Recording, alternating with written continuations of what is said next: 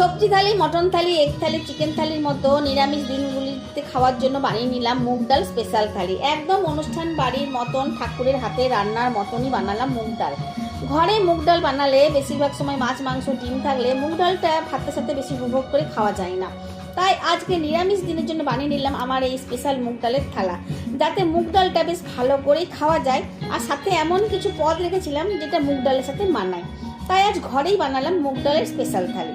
প্রথমেই শুকনো করা এই মুগ ডাল জলে ভিজিয়ে নিয়েছিলাম।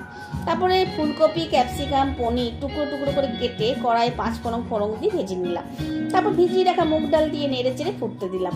ওপর থেকে ডালের ফেনা তুলে নিয়ে ফেলে দিয়ে নুন, চিনি, পরিমাণ মতো হলুদ দিয়ে দিলাম। তবে মুগ ডালে একটু মিষ্টি স্বাদটা বেশি হলেই ভালো হয়। তারপর মুগ ডাল সেদ্ধ হলে ফোড়ন দিয়ে দিলাম, গোটা জিরে, শুকনো লঙ্কা, হিং ভেজে। রেডি হয়ে গেল আমার অনুষ্ঠান বাড়ির মতন বলতে পারো মুগ ডাল। তবে মুগ ডালের সাথে যাদেরকে মানায় তাদেরকেই সাথে রাখলাম এই ঝুরি আলু ভাজা, পোস্ত বড়া ভাজা, টমেটোর চাটনি। কেমন লাগলো বলো তো আমার এই থালাটা?